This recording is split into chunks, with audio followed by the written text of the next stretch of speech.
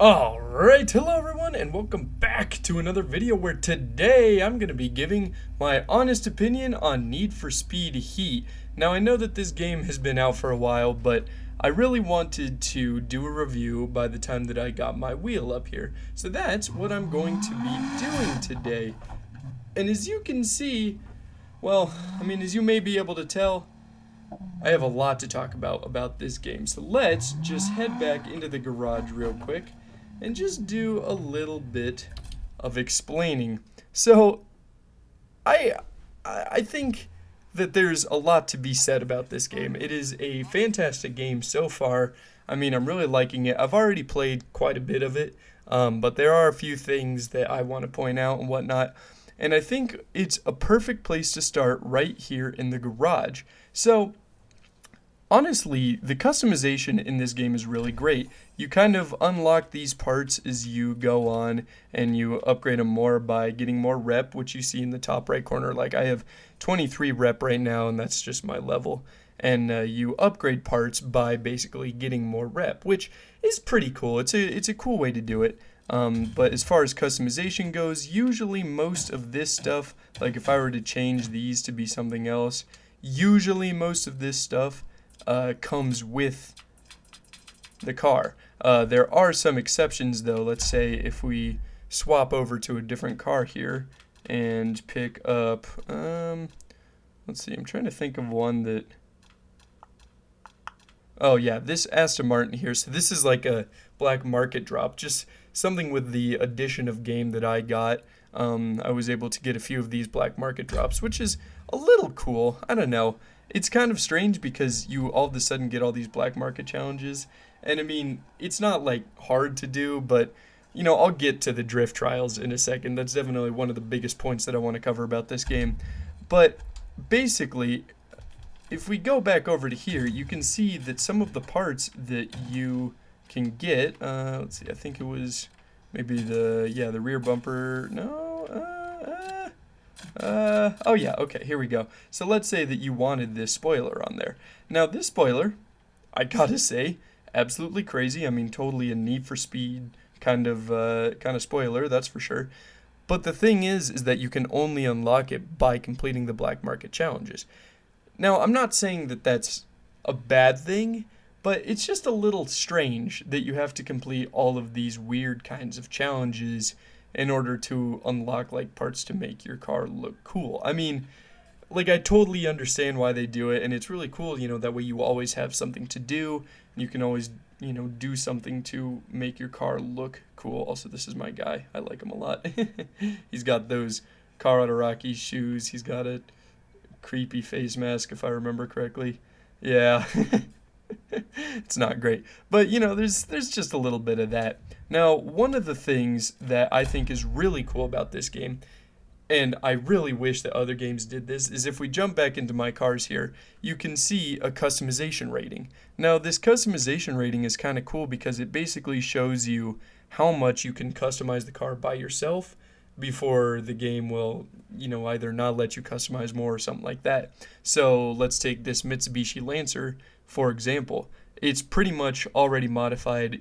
I think with this version of the game, you get this car, so it's already modified a lot, which is kind of a bummer, you know, because I feel like there's a lot more that you could do to it. So basically, if I were to get into this car and try and customize it, I wouldn't really be able to do much with it.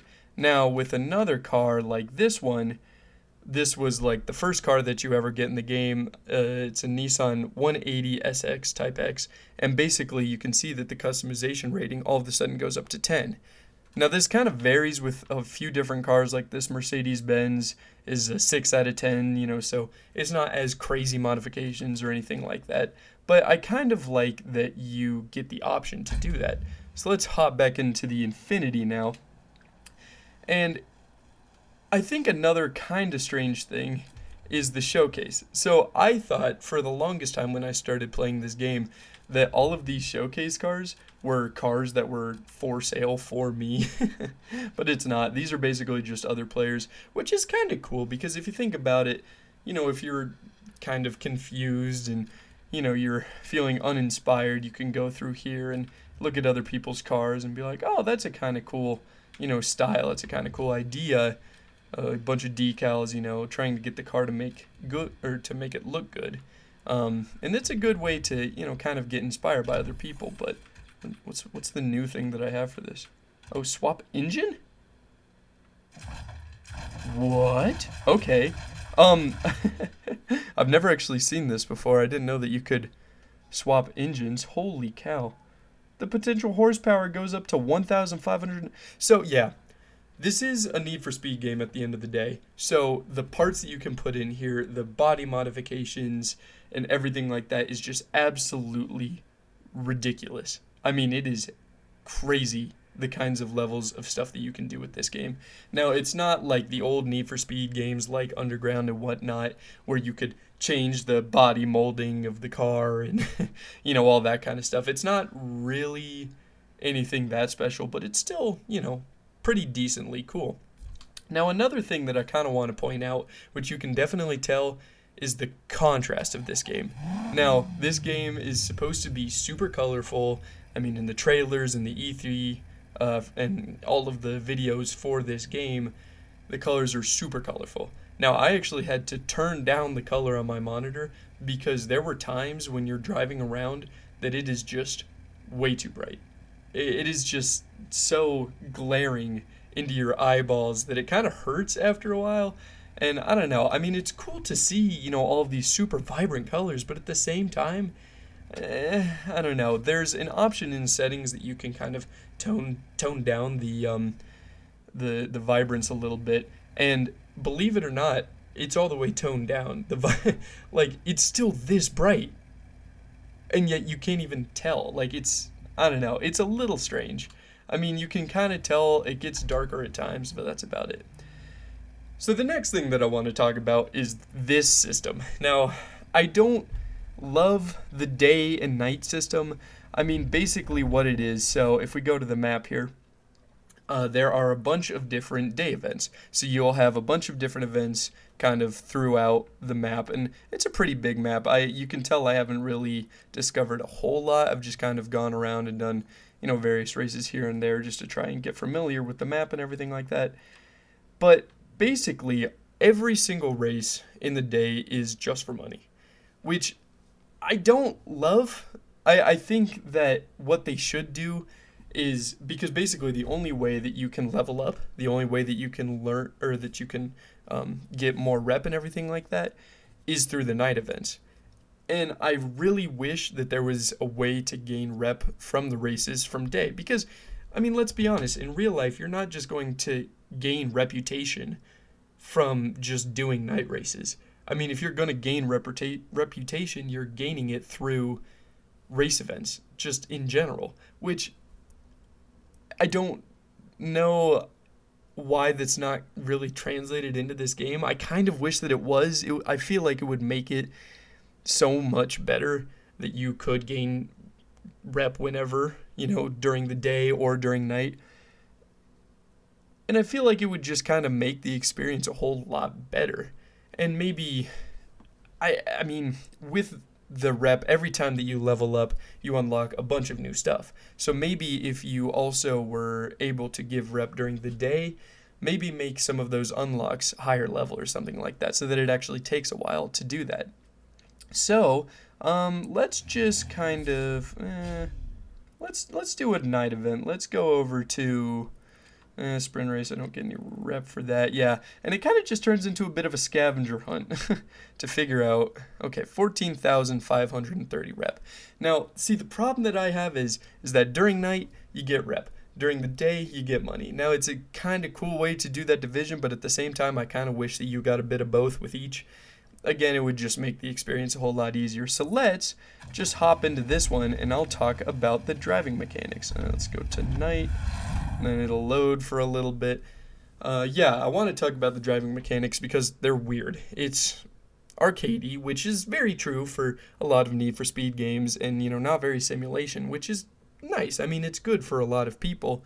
If you're trying to find a game where it's trying to be like super simulatory and everything like that, this isn't the game for you.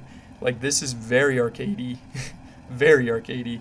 And with a wheel, it feels good, but it has some down flaws. So the first one that I'm going to point out right now is the camera views. So first off, you have this camera view, this camera view, this camera view, this camera view, and back to there. That's it.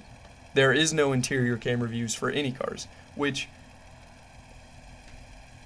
it's interesting. I don't really know how I feel about that.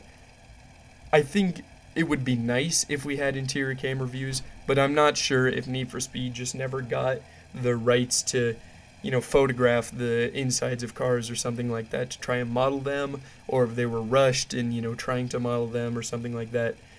But I kind of really wish that there were interiors to cars. It would just make the experience a lot more realistic and everything, but instead you kind of have to drive from this hood view. So let's just kind of peel out here, kind of get into traffic. So one of the weird things with using a wheel for this game is that the force feedback changes as you play. So when you first start, the force feedback is either really strong or really light. And I have the force feedback on all the way. And if you don't really know what force feedback is, it's basically the amount of feedback that the wheel gives you when you're making a turn or something along those lines.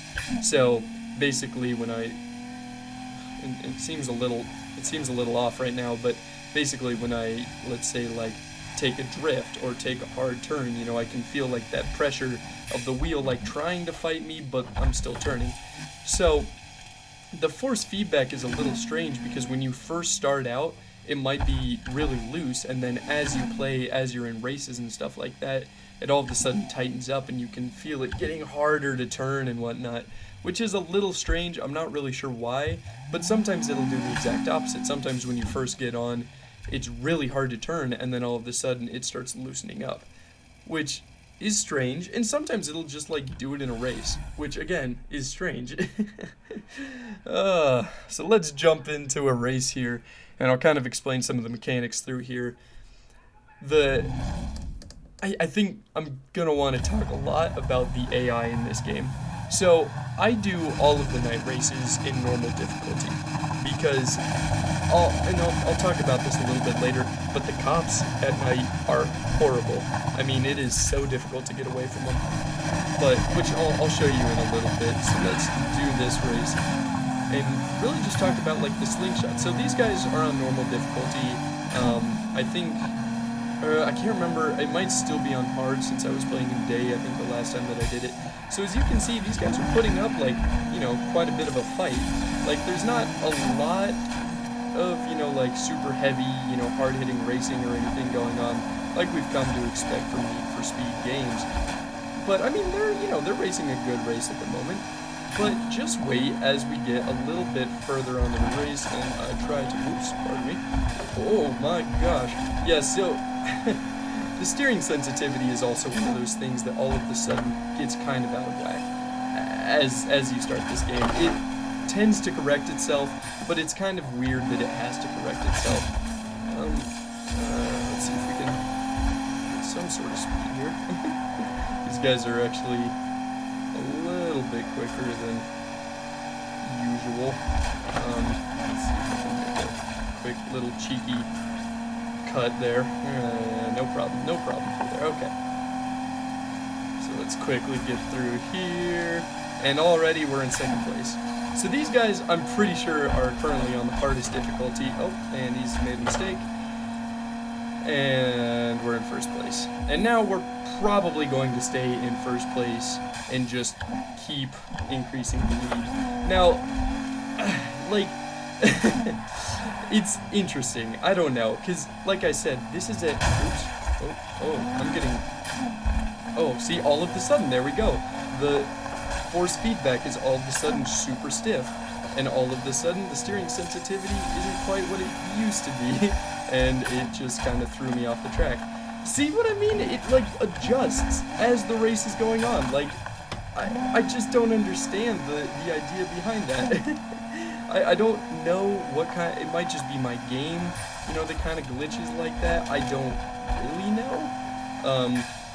Another thing is that this game doesn't run super smooth. which you can probably tell just in the video here, it runs, yeah, okay.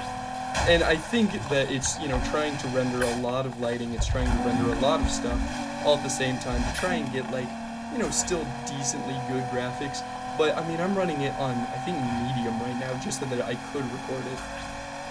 And it's a little bit shuddery. It's a little bit shuddery, and it's not just for me, you know, sorry, it's not just for you, but it's also for me a little bit, you know, just on my main monitor here, I can totally tell that, yeah, it's struggling a little bit, and that might be my graphics card, but also, you know, when you're running 30 frames per second on a racing game as new as this, it kind of, I don't know, it kind of takes you out of the experience a little bit. But already you can see that, you know, oh, there's a cop, that, I mean, I'm 75% through, and then all of a sudden, I mean, I have not seen an AI around here in so freaking long. It's crazy. Okay, and also, kind of just pointing out, like, the cops in the races, sometimes the cops in the races compared to the cops when you're not racing are completely different. The cops when you're racing are not good. They will straight up just park in front of you, and then you know, ram into them, and all of a sudden they lose you. Or you crash a cop or something like that. Which, you know, is what would happen in real life too if you crash into, you know, the side of a car. But even so, pardon me, sir. Oh gosh. But as you can see, these cop cars, these like Crown Victorias, are faster than these highly modified street cars that I'm racing. Like that, oops. Like that's not true to life. I'm sorry. Like all of these cars should just be like the exact same. And as you can see, like, you know, the cops still kind of chase the other racers around as they get a repair there. You know, which is kind of cool. It's kind of cool to see them, you know, chase all the other players and not just you. But it's just, I don't know, it's just kind of strange. So now we've got all these cops coming for me, and actually they might lose me through here. Yeah, the cop chases are pretty ridiculous sometimes. Okay. Well, as you definitely build up heat and everything like that, the cop chases all of a sudden start to get a lot harder. They're like a lot more difficult, which is, you know, good because that's probably how it would be in real life too. But all of a sudden it starts to get to a point where the cops kind of get a little like too good, and it's borderline impossible to run away from them. But I mean, you know, kind of like what I've noticed is, you know, the faster you get in the cars, the more, yeah, I'll talk about drifting in a second. The more like you kind of, you know, get your cars better, it's easier to get out of the cop chases and everything like that, which is nice because, you know, that's, again, how it should be in real life. But the cop chases are sometimes so challenging that it's frustrating. And, you know, you'll gain like 6 levels of rep, you know, in one night, or 10 or 12 levels of rep in one night, and then all of a sudden, you know, a cop chases you, and then, you know, you get busted, you lose all those levels, which is super annoying. I mean, it is really annoying, especially when you've been trying, you know, the entire, like, hour to gain up a bunch of rep and everything like that. It's kind of a strange way of doing it. And a good way to kind of get rid of these cops is to go over these jumps and just try and make them crash. Oh, and I'm going to crash myself. Well, whoops. It's fine. I think yeah, okay.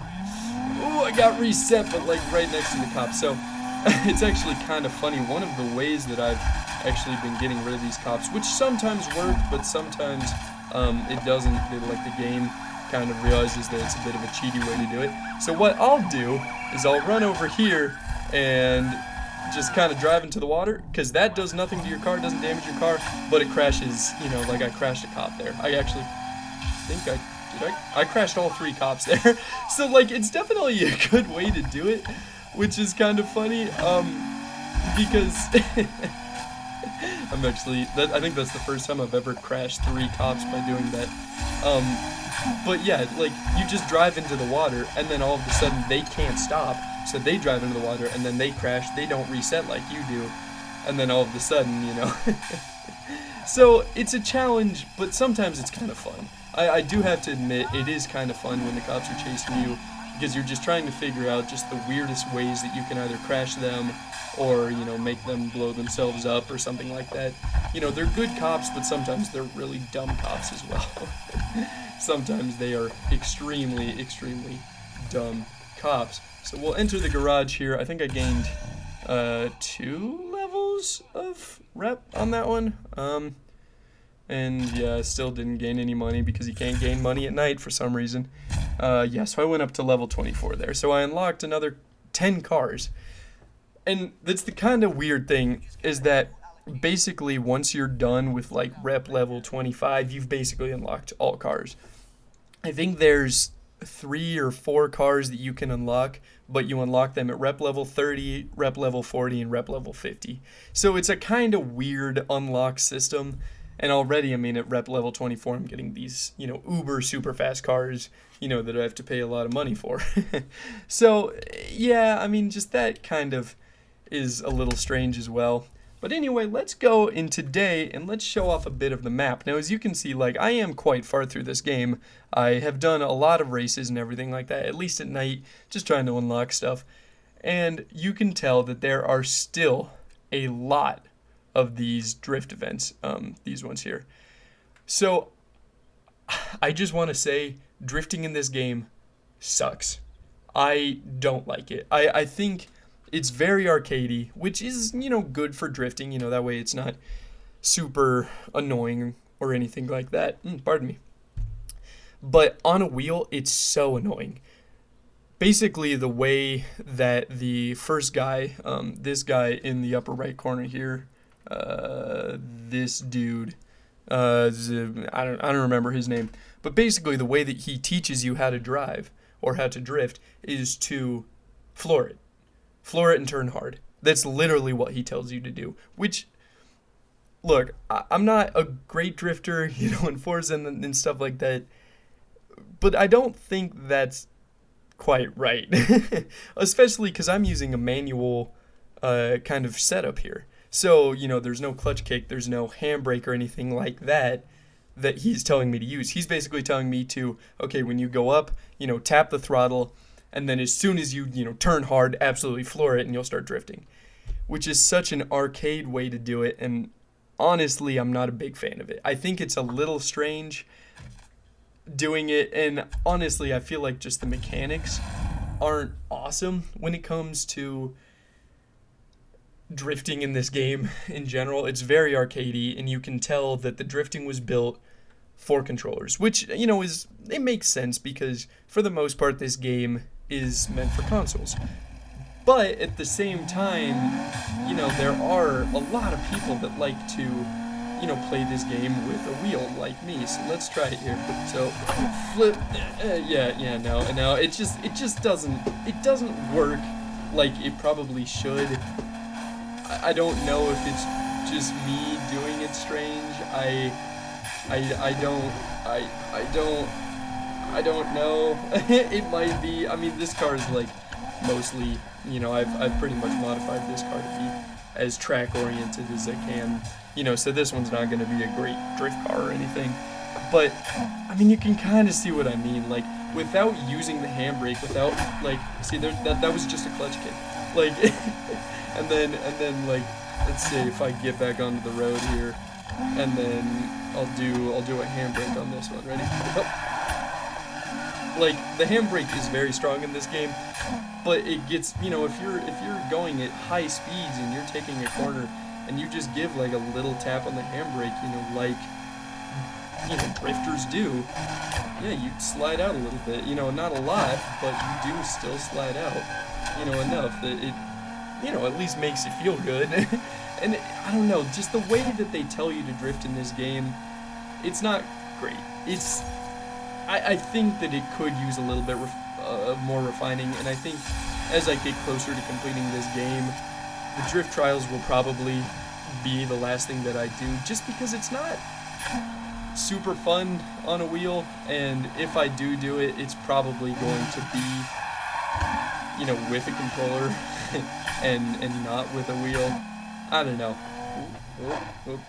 Also, there's a lot of these collectible things around, these flamingos, and it's basically the only way that you can get rep during the day. Crashing into one of these neon flamingos. Yeah, so you get 376 rep, which isn't a lot. Like, that's, you know, enough for a very small sliver of rep.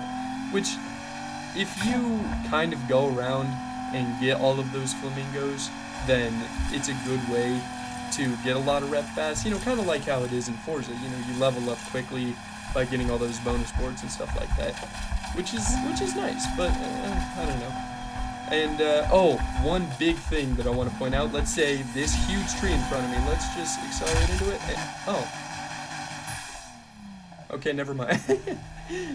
There are some things in this game that are destructible that frankly should not be.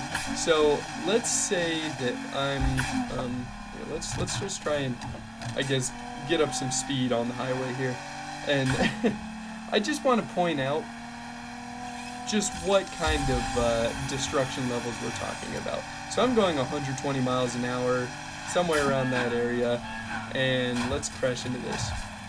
Went completely through it. Like nothing even happened. Let's say 90 miles an hour. Oh, yep, still knock it down. Let's say this one. Yep, 70 miles an hour. I'm slowing down, yet I'm still hitting these things, and I'm going through them like it's not, like that was an entire electric pole. Like, oh, pardon me. Like that doesn't happen. Big tree, you just go through it. Like the destruction in this game is so strange. Like this makes GTA look like, you know, the obstacles in GTA look non-destructible as anything. I mean, you go through like these billboards and it just breaks like nothing, and there's like little to no damage on your car. Like this damage indicator on my right, you can see it's still full. Even though I drove through a billboard, it's still full.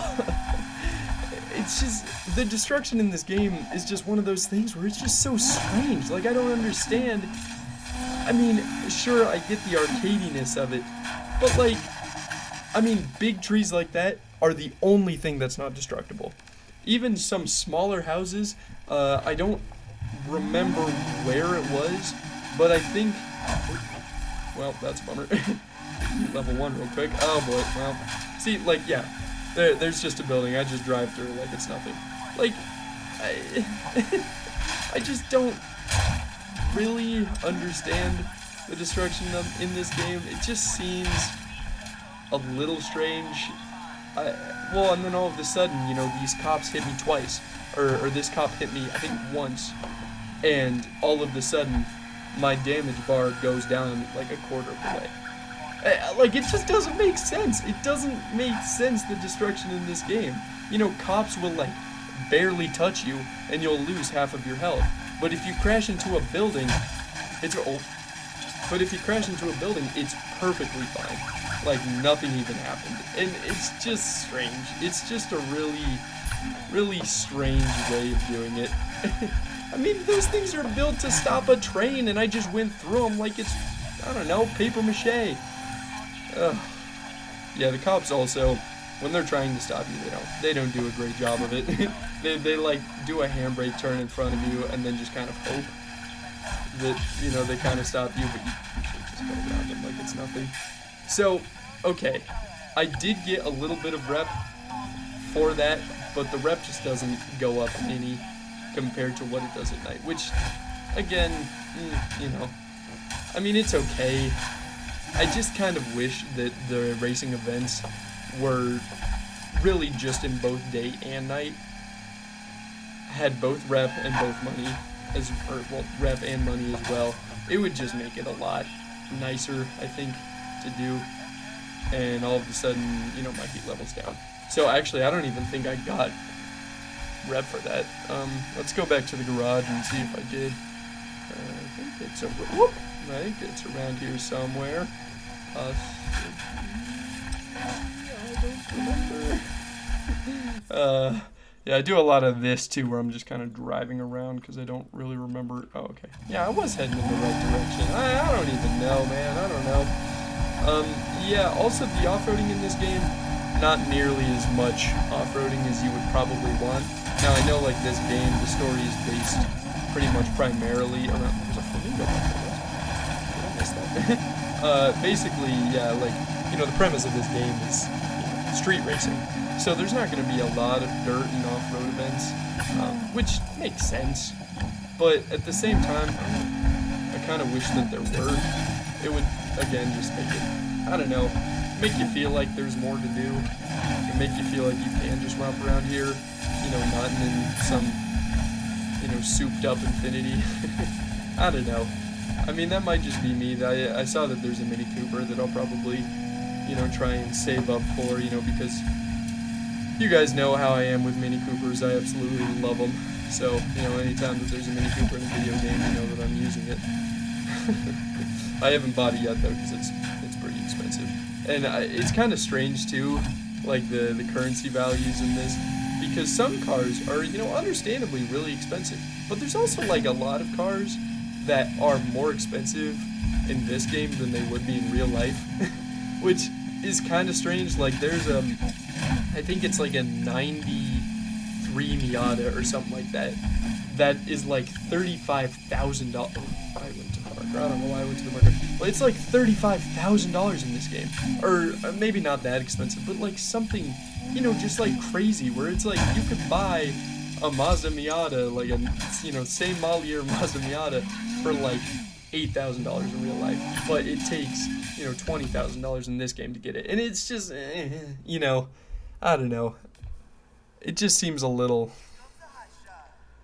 dumb. It just seems a little kind of blown out proportion, everything like that. Yeah, so I didn't get any rep for that, only from the flamingos. So, but anyway, guys, that's just a quick and honest look at Need for Speed Heat. I really enjoyed this game. I really do enjoy it. I know that I was kind of crapping on it a lot during this video, but it has a lot going for it at the end of the day. It's a lot of fun. The car customization is awesome. On a wheel, it's all right. It's not great, but I think it's better for controllers, which it was made for in the first place. The AI race well for a little bit of the race, and then they kind of drop off. The police are challenging, but sometimes it's, fun to be that challenging. And, the graphics don't really run at 60 FPS, even on Ultra. So, take what you will from that. I still absolutely adore this game, and I still probably will play it to completion, just because, it's just so close. It's like a more customizable, Forza Horizon. So I definitely will be playing it a lot more. And I want you guys to let me know if you would like to see anything else in this game. If you'd like me to do, like, time trials with a bunch of these cars or something like that, I would love to do it. So thank you guys very much for watching, and I will see you in the next one. Bye!